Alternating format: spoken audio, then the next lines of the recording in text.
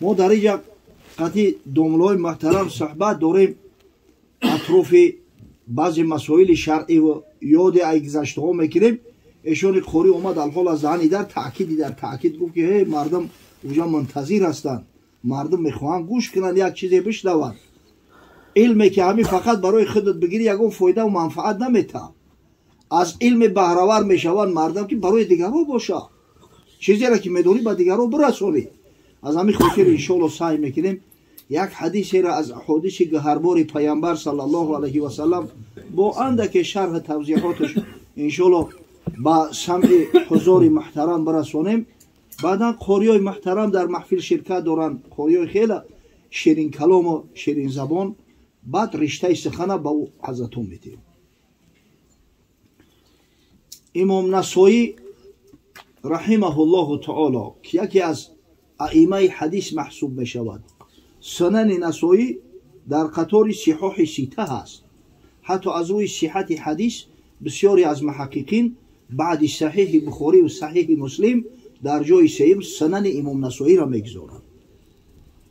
حضرت حدیث را روایت میکند از راوی امت اسلام ابو هریره رضی الله تعالی عنه که بار رسول گرامی صلی الله علیه و سلم دعا کردند و تعلیم دادند اصحاب خویش را و در شخصیت اصحاب تمام امتها را. حضرت گفتند اللهم انی اعوذ بک من الاربع، خدایا من به تو پناه میبرم از چهار چیز. از چهار چیز به تو پناه میطلبم. من علم لا ینفع و من نفس لا تشبع و من قلب لا تخشع و من دعاء لا یسمع او لا یستجاب له. خدایا به تو پناه میطلبم از علمی که فایده و منفعت نداره، علم لا ینفع است. از نفسی که سیری نداره، همین دنیا هم که بریزنش هیچ وقت سیر نمیشه، با در طلب است و در طلب است. از قلبی که ترس خدا نداره، دلی که ترس نداره، و از دعایی که شنیده نمی شود، یعنی پذیرفته نمی شود در پیش پروردگاری بزن. الله اکبر. ببینید چی یک دعای مکمل و مجلل و زیبا برای امتها حضرت صلی الله علیه و سلم تعلیم داده است. اگر به شرطی که ما و شما را همین دعاها را کنیم، حقیقتا به خدا پناه طلب کنیم، از همین چیزا دوری گزینیم، ان شاء الله خداوند بزرگ خیر دنیا و آخرت نصیب مون میگردونه.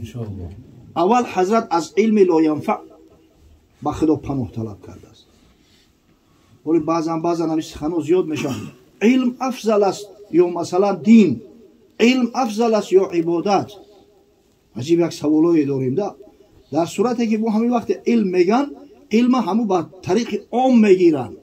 علم لا ینفع، علم منفعتناک نه، همین عام میگیرن. و بعضیا دانسته و ندانسته متاسفانه در آسیاب جاهلا آب ریخته و بعد علم از همه افضل است، علم از همه بالا است. نعوذ بالله. علم خوب است، علم مقبول است که منفعت داره. منفعت نداشته باشد در سر دیوت میزنیش. چی در کاره او تری علم؟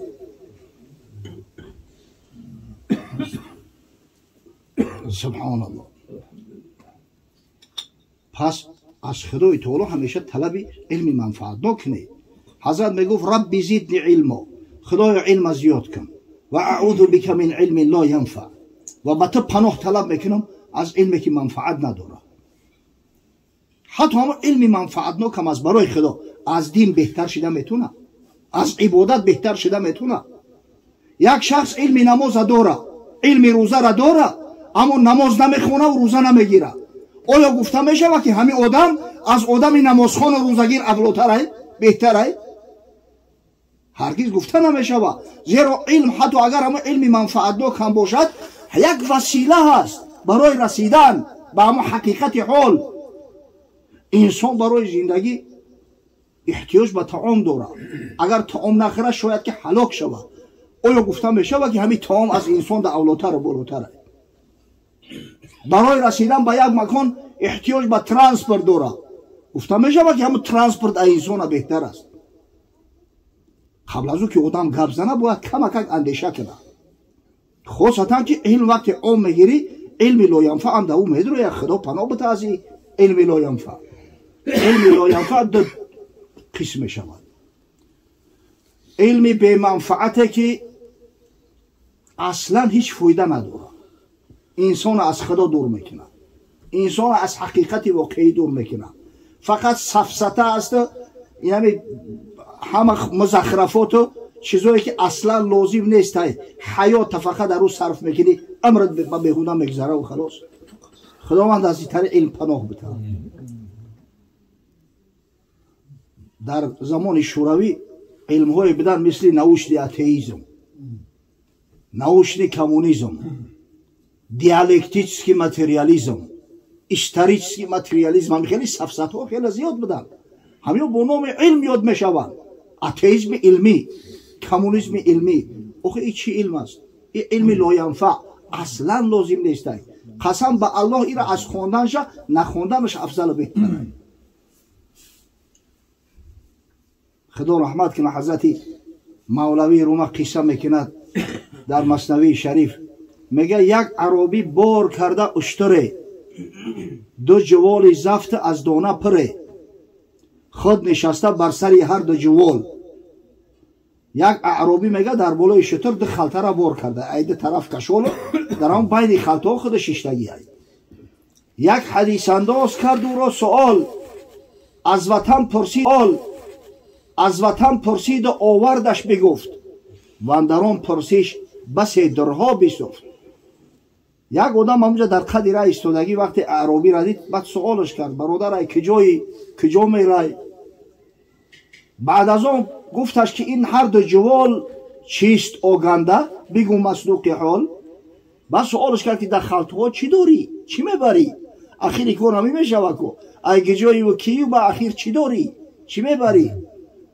گفت اندر یک جوالم گندم است، در دیگر ریگه نکوتی مردم است.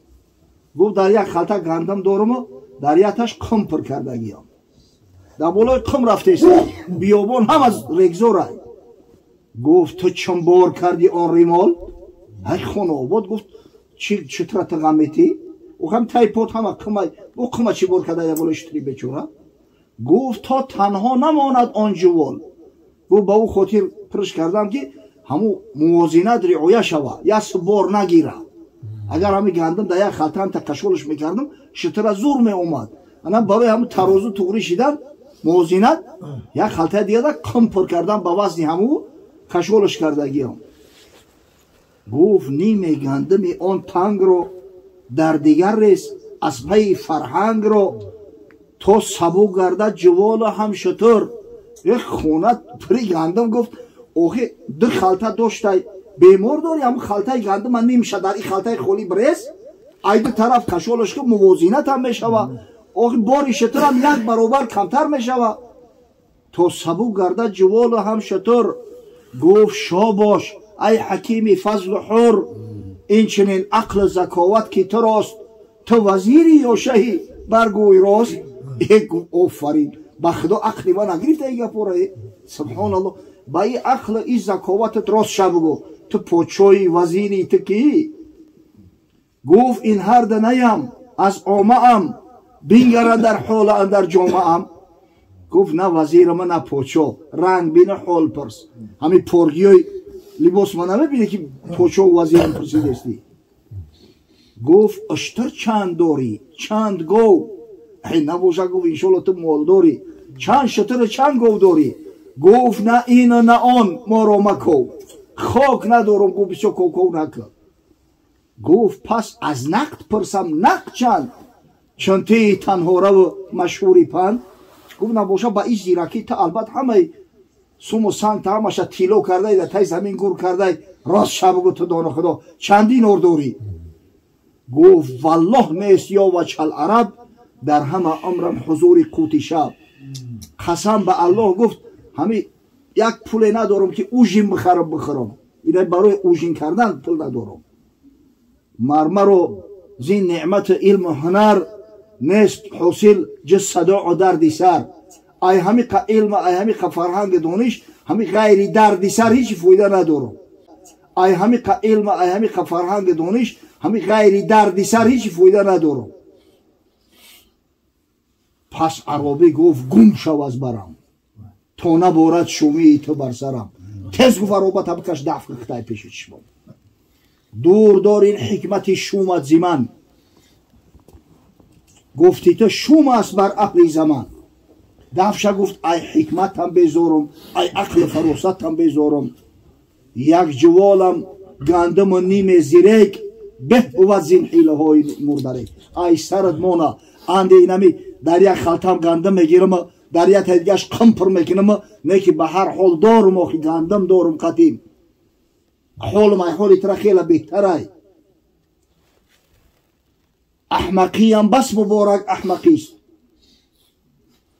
ای همو دوناگی تده همی به سوادی من خوب نبوده است که دلم با برگ جانم متقی است.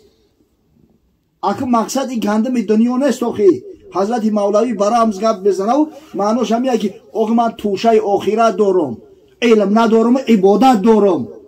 برای آخرت من بگذار که شاید به خطا و کمبودی ها نماز من میخونم، شاید در روزه و در عباداتم تقصیرهای زیاد دارم، کمبودی های زیاد دارم، اما به هر وجه صورت دارم، همون کارم میکنم. ای خدا امید دارم که انشالله بگذارم این گندم برک آمیخته باشه و نکی یه چی هسته. یکی خدا بگیرد و همون علم و فرهنگ دانشت که خاک نداری تو، دو دست در پتی بیری پگه در پیش خدا چی جواب میگوی؟ عاشق صنع خدا با فرق بود، عاشق مصنوع او کافر بود. همین علم لاینفعش نمیه، هیچی فایده و منفعت به صاحبش نمیده.